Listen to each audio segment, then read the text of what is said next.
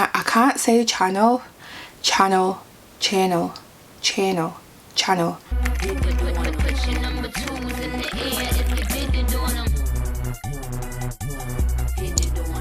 Hey guys, Tez here and welcome back to my channel.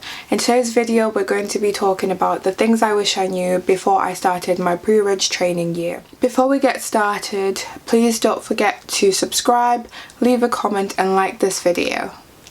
So I did a split placement, which basically means I did half my training in a community pharmacy and half my training in a hospital. So I feel like I would have liked to have known this information before I started either of these placements. So if you're doing community or hospital, hopefully this helps you out. First things first, I'm always rambling on about finances, and part of the reason why is because during my pre-reg year I really regret not managing my finances better. So I was living at home and I'd been used to being a student where you have to live on student finance and you have the odd bit of money from your Saturday job. So working full-time meant that I was getting regular income and it was a lot higher than what I was used to. So instead of me becoming more proactive at saving, I increased my standard of living. So I started shopping in Zara instead of New Look, for example. I didn't really make lunches, so I used to buy lunch at the canteen every day. So in the end, even though I was getting paid more money, my standard of living increased, so I was no better off than when I was a student living a frugal lifestyle. Are you not ashamed of yourself? Are you not embarrassed? This is really embarrassing. Following on from that, working full-time is honestly the worst. I was so used to living that campus lifestyle when I would wake up at 5 to 9 when I had 9 AM lectures. Sometimes I wouldn't attend if I wasn't feeling up to it, maybe if I was too tired or if it felt too cold. And going from that to having to wake up every day in the morning to have to get ready and go to work and get there on time and be on the ward on time and do my job, or get to the community pharmacy on time before it opened to do my job, it was really difficult, and it upset me and my homegirls, ain't gonna lie. It's upsetting me and my homegirl because we feel like, well damn, if you can't go to bed on no chase, what the hell could you got? So I think working full-time is a really big adjustment, and you have to adjust your mindset to waking up early, and you can't just have an off day. I don't know if you guys had this, but at uni sometimes I'll be like, oh, do you know what, like I feel sad, so I'm not gonna go in. Nobody cares about your sadness, love. You still have to get up and go to work because you need to get paid. Another tip is make sure you sort out all your annual leave as soon as possible. I know it's crazy, but honestly it will help you out so much, because this community part of my placement was done at the end, just before my pre-reg exam. I only got 2 weeks off, so my aim was to sort of book that 2 weeks before the exam, so that way I would have ample time to revise.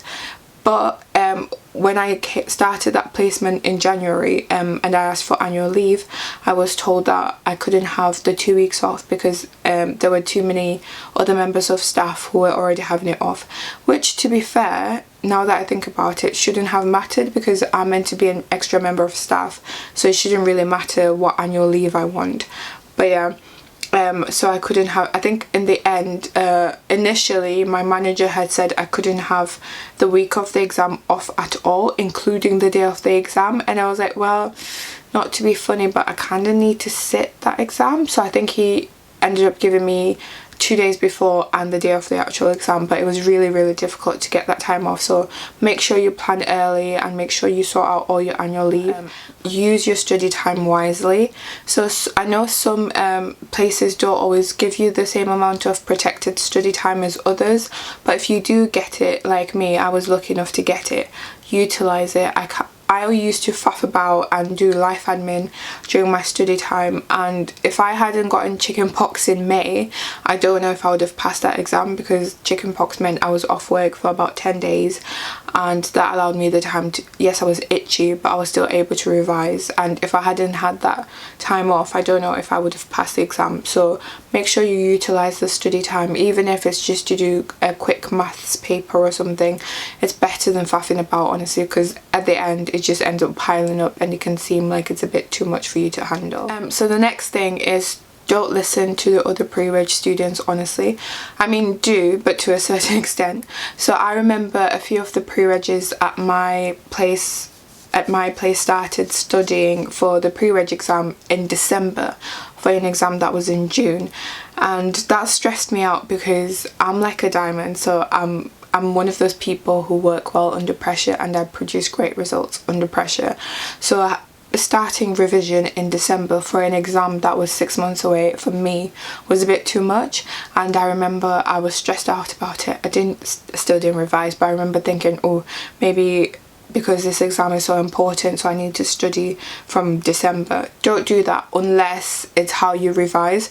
So hopefully by now you know how you study best and how you prioritize and what techniques you use to help you study and remember. So do that. If it's worked for you up till now, then I'm sure it won't let you down. So if you are that person who needs to start revising a year before the exam, then do. And if you're not, then don't. Just do what works for you. And don't then make other people feel bad about how they revise. Just because you need 10 months doesn't mean everybody else needs 10 months. Some of us are diamonds, okay? And we can do fine with 8 weeks. So do whatever works best for you and don't listen to other people. I wish someone had told me this, but you can download the BNF app on your phone, guys. You do not need to be walking around carrying the big BNF that is probably out of date by the time you're holding it in your hands. Just use the app. It's very simple. Another thing is, if you sign up to the RPS membership, you get access to this website called On Track, and you get 30 days free, like a 30-day free trial, and that has questions that are set in the same style as the GPHC exam, and that is really useful. Like, I remember using that and thinking, oh, this is really useful. The only thing is, unless you anticipate needing more than 30 days, I wouldn't activate it until 30 days before your exam, because initially I activated it in December after that other person had made me panic and I didn't really use it, so I ended up having to pay closer to the exam, which I didn't really need to do. So if you want to use it, I would suggest wait until 30 days before, unless you anticipate needing it for longer than 30 days. It is really useful because the questions are set in the same style as the GPHC exam, so it sort of builds your confidence and awareness of what sort of questions to expect. So as part of your training, I'm sure you're aware that you need to have progress reviews with your tutor. So it's really important that you make a note of when those are, and you have a conversation with your tutor to see what their expectations are like. So if they want you to have done maybe 10 evidences by the time you have your 13-week review, then make sure you've done that, because it's really important that you get signed off at each stage to ensure that you can sit your exam at the end. You don't want to be trailing behind and not meeting your tutor's expectations, because if they don't sign you off, then you're not going to be able to sit that exam, which is why you're doing that year. Which also leads me to the point that you need to be kind to your tutor, because I had 2 different tutors. One of them was really lovely and we got on really well, and with the other one it was a bit of a struggle. But it's still important that you try, like, even if you have to, you try your best to just be nice to them and be kind and don't lash out. Obviously it happens, it's part of life that you don't always get along with everybody, and if you find that you and your tutor don't really get along, you have 2 options, which are either to change your tutor, which is not always possible, especially if it's maybe an independent chain community pharmacy and you're just starting and you don't really know anywhere else where you could go, or you just get on with it. So just suck it up. Even if you don't like them or if they don't like you, you just need to be nice to them that year, because they hold the power in their hands. They have the ability to stop you being a pharmacist or to delay it. And you don't want to be spending an extra year doing the same training with a different tutor because you couldn't keep it to yourself. So if you find that you have a lot of aggression towards your tutor, save it and go do boxing or something. Just whatever you need to get you through that year, just so you can get signed off so you can sit that exam. The last thing is that, guys, depression is real and self-care is really, really important. Like, there were times when imposter syndrome was really high up there, and I remember I used to think, why did I even pick this course? I'm not smart enough to do this. I'm so dumb. I don't understand anything. I just feel like I'm trailing behind. I don't understand how I'm expected to know all these things by heart. And sometimes I look back and honestly I don't know how I did it, but it's just important to sort of recognize any triggers that you have and to take care of yourself, whether it means going for a massage, whether it means playing football or reading a book, which I do a lot. Just whatever you need. Self-care is really important, because there is a lot of things that happen during that year that sometimes you feel like you can't even talk to your colleagues about it, because I remember everyone just says, oh, it's hard, it's blah blah blah, but everything is hard in life. So no one really, I don't remember during that time anyone saying, actually I think I might be a little bit depressed because of this. It was only when I've spoken to my friends after that we've been like, yeah, that was really, really not fun, and it was a really not great time. I'm trying not to swear. It was not a fun time, and we're grateful that we came through on the other side. But yeah, it was really tough. So if you need, don't be afraid if you feel like it's getting a bit too much. Talk to someone, do whatever it is you need to, because honestly that year is really difficult and you got here, so clearly you're doing something right. You just need to be stronger, because this year will challenge you and you just want to make it to the other side. So now that we've talked about that, we're moving on to my favourite bit of the video, which is the book of the week. So the book of the week this week is Where the Crawdads Sing.